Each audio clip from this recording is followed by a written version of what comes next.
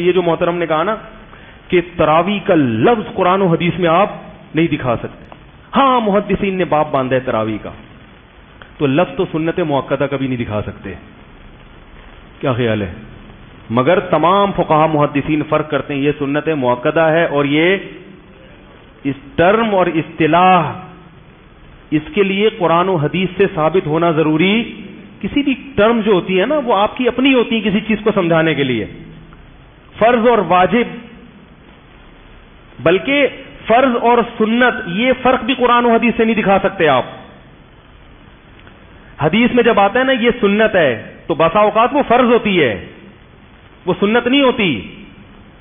نہیں یاری بات, وہ فرض ہوتی ہے. دیکھو حدیث میں آتا ہے من سن سنتن حسنتن, جس نے نیک سنت کو جاری کیا تو جب تک وہ کام ہوتا رہے گا اس کو اجر ملتا رہے گا. تو یہاں کیا فرض اگر جاری کر دیا تو نہیں ہوگا کیا؟ یہاں سنت لغوی معنی میں ہے, لغت میں اصطلاحی الفاظ فقہا نے ایجاد کیے ہیں کہ جو کام ضروری تھا, جو سنت ضروری تھی اس کو فرض قرار دے دیا, جو ضروری نہیں تھی اس کو سنت کے لفظ سے تعبیر کیا تاکہ پبلک کو سمجھنے میں آسانی ہو. اسی طرح تراویح کا لفظ اگر نہیں ملتا تو اس کا مطلب یہ نہیں ہے کہ یہ نماز ہی نہیں ہے. محدثین نے یہ اصطلاح ایجاد کی ہے, فقہا نے ایجاد کی ہے, کیونکہ فقہا کو پتا تھا کہ یہ نماز عام تہجد کی نمازوں سے ذرا کیا ہے, ڈیفرنٹ ہے. تو انہوں نے کہا لوگوں کی آسانی اسی میں ہے کہ اس کو کیا دے دیا جائے, الگ نام دے دیا جائے. اور نام کسی مناسبت سے ہوتا ہے تو محدثین نے نام اس لیے دیا. بہقی کی حدیث ہے جو میں انشاءاللہ حوالہ پیش کروں گا, اسلاف نے اس کو تراویح کا نام دیا. کیوں؟ وہ کہتے ہیں ہر 4 رکعتوں کے بعد صحابہ کرام کچھ دیر آرام کیا کرتے تھے, تابعین, اور پھر اگلی 4 رکعتیں پڑھتے تھے. تو ایک 4 رکعت کو انہوں نے ترویح, روح آرام کو کہتے ہیں. مروحہ کسے کہتے ہیں؟ پنکھے کو جو روح ہوا دیتا ہے نا. ارے استراحت کا لفظ سنا, استراحت فرما رہے ہیں تو را واو ہا جہاں بھی آئے گا یہ ہوا, استراحت, آرام اس معنی میں آئے گا. نہیں آئی بات سمجھ میں؟ تو ترویحا روح یہ آرام سے نکلا ہے. تو اب محدثین نے اس کو نام کیا دیا, 4 رکعت کے بعد آرام کرتے تھے تو 4 رکعت کو کیا کہہ دیا؟ ترویحا. بات آ رہی ہے سمجھ میں؟ پھر اگلی 4 رکعت کو دوسرا ترویحا, اگلی 4 رکعت کو تیسرا ترویحا. میں نے یوٹیوب پہ سوال اٹھایا تھا کہ اگر تراویح اصل سنت 8 رکعتیں ہوتی, اس کو تراویح کے لفظ سے محدثین کبھی تعبیر کر ہی نہیں سکتے تھے, ناممکن تھا. تو وہ بعض لوگ نا ترویحا کے لفظ کو پلس مائنس کر کے نتیجہ نکالتے ہیں کہ 8 نہیں ہو سکتی, اصل میں تو یہ لفظ قرآن و حدیث میں ملتا ہی نہیں ہے. یہ جواب کیا ہو گیا؟ گھما دیا. نہیں ہری بات. حالانکہ جو سوال پوچھنے والے کو چاہیے تھا کہ اگر یہ اصل 8 ہیں تو محدثین نے اس کو ترویحا کہا کیوں؟ یہ تو غلط بول دیا. تراویح کہا کیوں؟ اس لیے کہ تراویح کا لفظ 8 رکعتوں پہ فٹ بیٹھتا ہی نہیں ہے. اگر اس دور میں اصل سنت 8 ہی ہوتی تو اس کو ترویحتین کہا جاتا, بلکہ ترویحا کہا جاتا کہ 2 ترویحوں کے درمیان ایک آرام. تراویح کے لفظ سے تعبیر, کیونکہ تراویح جمع ہے اور عربی میں جمع کے کم سے کم 3 فرد ہونا ضروری.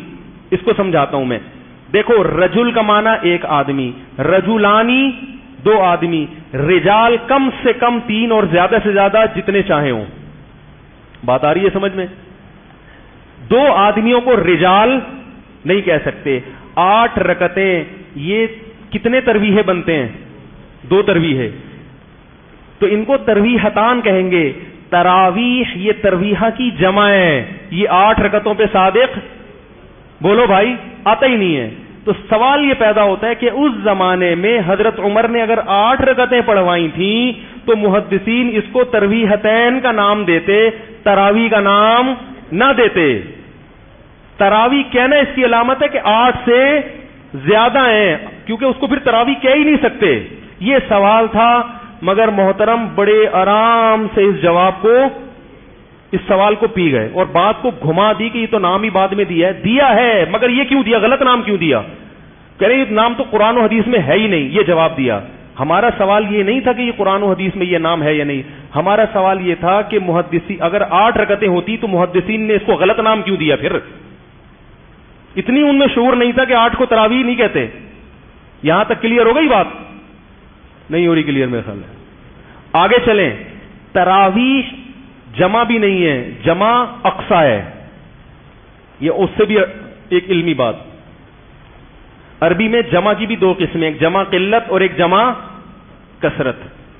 افعل، افعال، فعلۃ، افعلۃ، یہ چار اوزان جمع قلت کے ہیں. کوئی تھوڑے سے لوگ ہوں گے نا، دو سے زیادہ ہوں مگر تھوڑے سے ہوں، اس کے لیے افعل، افعال، فعلۃ، افعلۃ کا مادہ استعمال ہوتا ہے. اور جب کافی زیادہ ہوں گے تو اس کے لیے جمع کثرت. تو یہ جو تراوی ہے یہ جمع اقصا ہے، جو جمع کثرت پہ ہے. پتہ چلا کہ 12 بھی نہیں ہے، کیونکہ 12 کا مطلب صرف 3 عدد، 3 تروی ہے، جو کہ جمع قلت ہے. جمع قلت کا سب سے کم فرد 3 ہوتا ہے. تو پتہ چلا اس سے بھی کیا ہے، زیادہ ہیں.